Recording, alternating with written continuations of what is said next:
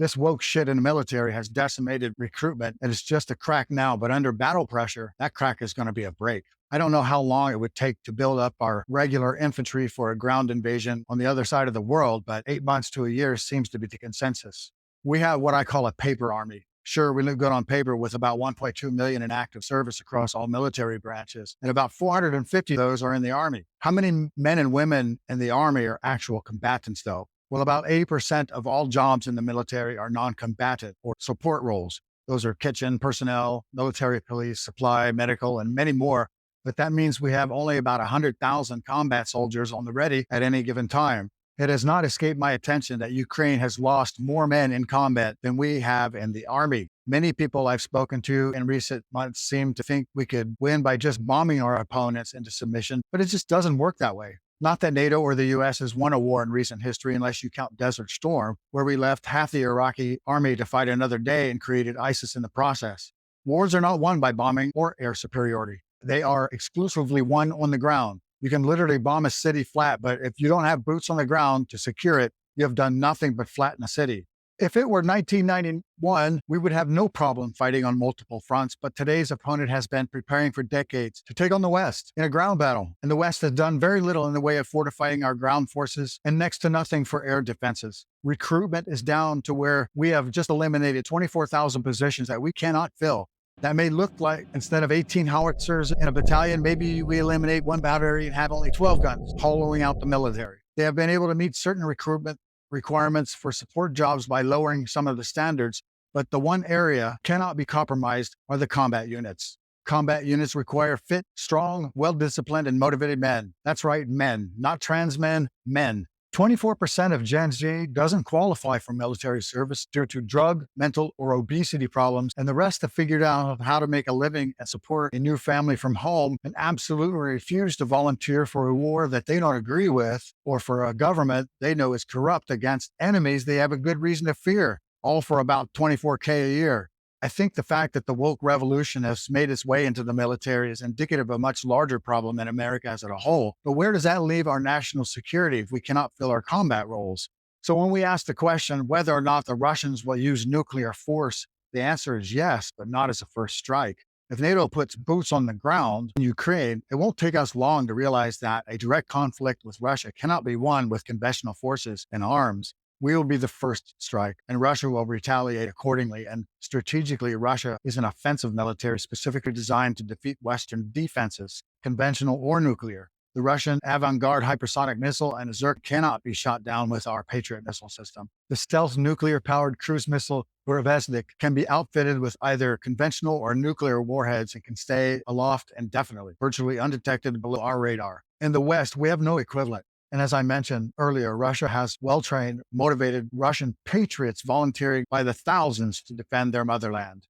One of the hottest things in the news recently was Tucker Carlson's interview with Vladimir. I have to be honest, I did not expect the pushback that he received. All of us should have expected the comedy talk show host to have a field day with it, and of course, they didn't let us down. It's amazing how much you can slander and discredit someone as long as you do it in the name of comedy. But when someone in your very own profession, essentially the same job you are, says you in your entire career of journalism since 1995 doesn't make you a journalist just because you interviewed a foreign head of state, begs the question why. Putin is trying to court the MAGA GOP in the United States. In fact, one of the leaders of the MAGA GOP is in Moscow tonight. It's the man you see here, Tucker Carlson, possibly there in Moscow to interview Putin, definitely there as a Putin-supporting celebrity. Just listen to how Russian state media is breathlessly celebrating his visit. Independent journalist Tucker Carlson has flown to Russia from the U.S. via Turkey to Vnukovo Airport. He saw Spartacus Ballet at the Bolshoi Theater, had lunch in a nice restaurant, went for a ride around town, rode the subway. He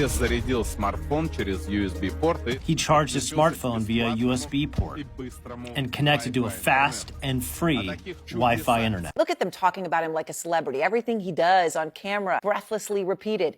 Now, it is unclear if an interview between Putin and Carlson will take place, but if it does, it gives Putin a chance to sit down with a big supporter. It might be worth asking yourself, since it is getting pretty serious, what is this really about? Why do I hate Putin so much? Has Putin ever called me a racist? Has he he threatened to get me fired for disagreeing with him? Does he eat dogs? These are fair questions, and the answer to all of them is no. Vladimir Putin didn't do any of that. I'll actually always remember watching that clip. I was standing in Ukraine 48 hours before the war began there. Well, Carlson then stood by Putin consistently all the way through. And that is why he can go to Moscow now without any fear of being summarily imprisoned. He's a hero. This was Putin's mouthpiece in the United States, somebody who had turned a blind eye to the atrocities committed by Putin because they were happening far away. What is it they don't want us to find out?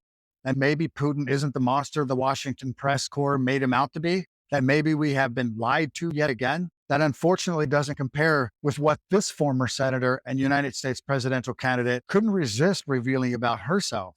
Tucker Carlson is in Moscow right now interviewing Vladimir Putin. Right. The first American, I'll say, journalist to interview Putin since the war in Ukraine began. What does that tell you about Tucker Carlson and right-wing media and also Vladimir Putin? Well, it shows me what I think we've all known. He's what's called a useful idiot. I mean, if you actually read translations of what's being said on Russian media, they make fun of him. I mean, he's like a puppy dog. You know, he somehow has, after having been fired from so many outlets in the United States, I would not be surprised if he emerges with a contract with a Russian outlet, because he is a useful idiot.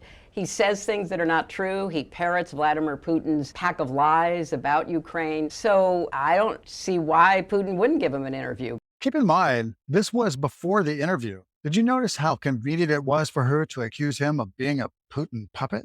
Now, where have I heard that one before? She not only calls him a useful idiot, but goes on to call him a liar and also the Russian head of state a liar. Is it true, though? Is the Russian president a liar? Or was it just Clinton's feeble attempt to dissuade people from finding out for themselves? Well, it certainly did anything but. 500 million people took 2 hours out of their life to gain some insight that did not come from one of the state-sponsored propaganda machines.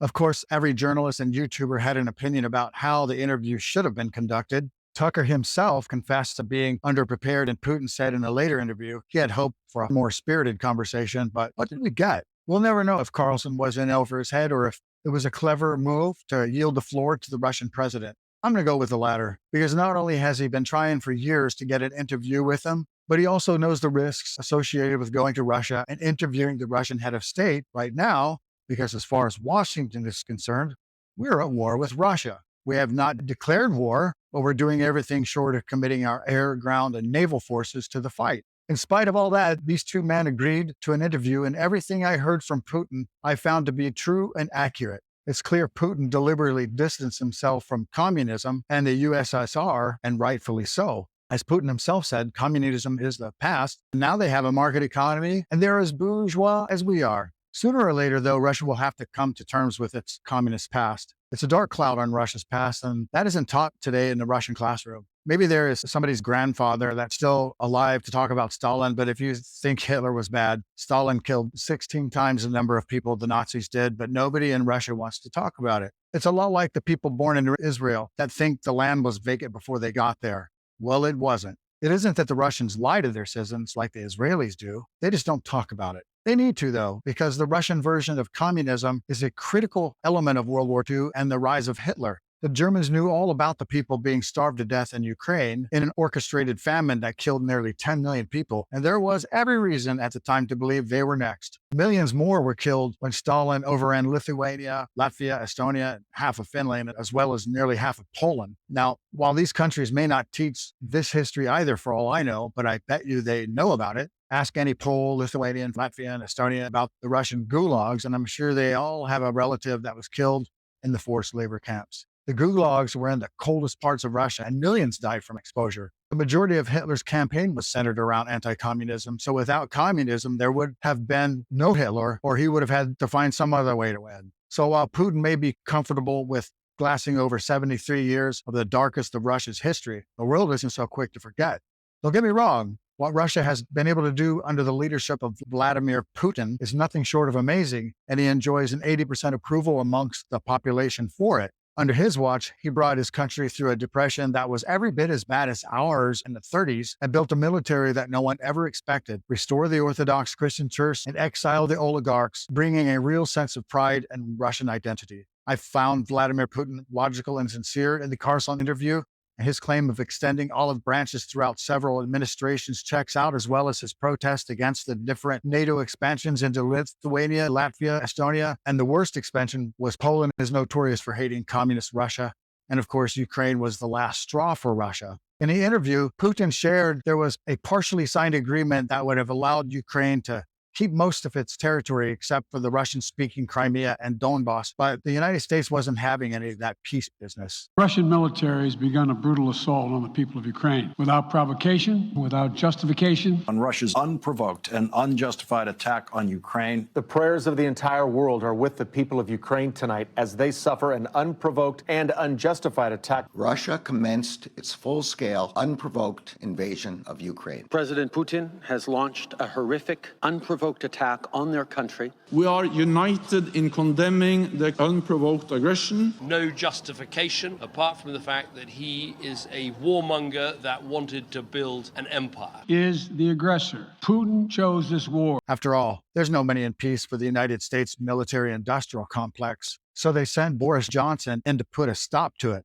The U.S. offered unlimited military support and lots of cash. Intelligence reports show trucks under armed escort going into Poland, no doubt carrying the corrupt field colonels' and generals' golden parachutes for after the war. So how much really got to where it was supposed to? Some are saying as much as a third of the armaments, especially missiles, ended up on the open market, and only a third of the cash reached its intended destination. There are even reports that a Javelin missile was spotted across our own southern border in the hands of the cartel. How did that get there? That's another video. As Putin asked Carlson in the interview, why? Why is the United States in Eastern Europe at all? After all, we have a border crisis and we are $34 trillion in debt. He said 33, but saying exactly the same thing that every patriotic American asked that hasn't sold out to Agenda 2030 and the lost woke revolution. He asked, what's your interest here? Why are you doing this? You have other fish to fry, so to speak. In other words, why are you meddling in the internal affairs of others? And that's what we've been doing for 78 years, and it's got to stop. The justification for meddling is nearly always, you're not sufficiently democratic. Well, I think a lot of people are looking at the United States today and are wondering about our republic and just how democratic it is. That's another subject, but there was a time when the United States led by example and were the envy of everyone. Our model of capitalism was something to be emulated, and many nations did just that. You could go anywhere in Europe and Asia in the 80s and 90s and see signs of early westernization in nearly every aspect of social society. We didn't have to export American free enterprise at gunpoint. People wanted it and were making it for themselves. So if people around the world were Americanizing themselves, at least in terms of free enterprise, the only motivation that makes any kind of sense is greed. $850 billion, now closer to $1 trillion, is on the line for defense contractors, and they don't mind spending millions in what amounts to bribes to get billions. Don't get me wrong. America has strength, and its people and natural resources are at the very core of that strength. Because of that, our brand as a whole hasn't suffered that much, meaning the world still believes in us in spite of our flaws. Putin pointed out that there is no perfect society, and we all have our flaws. And if we are being honest about our past, our flaws have cost more lives than any other since World War II. If America ever had humility, there are no signs of it now, as it seems false hubris, arrogance, and ignorance are in its stead. The international community has always known this, but it is a reality that Americans are only now waking up to. Another thing that stood out to me was the possibility of theatrics aside. Putin seemed genuinely confused why NATO and the United States haven't tried harder to seek peace and to end conflict. I don't think I could muster a room full of Americans outside of Washington that would not have chosen peace instead of sending a single dime to the most corrupt country in Europe, let alone the whopping $110 billion and counting so far. Now, Boris Johnson and many more in our own government are saying that Tucker Carlson is a traitor to humanity and to the West. Around the world are watching that ludicrous interview with Vladimir Putin conducted by Tucker Carlson, and we must not fall for this tissue of lies above for the notion that Putin fated to succeed in Ukraine. On the contrary, he is doomed to fail. Read about it in the Daily Mail. Maybe Boris is just trying to absolve himself of 500,000 people dead because of his interference. 100 million people knew those peace deals were happening, and they know the United States and the United Kingdom blew those to kingdom come.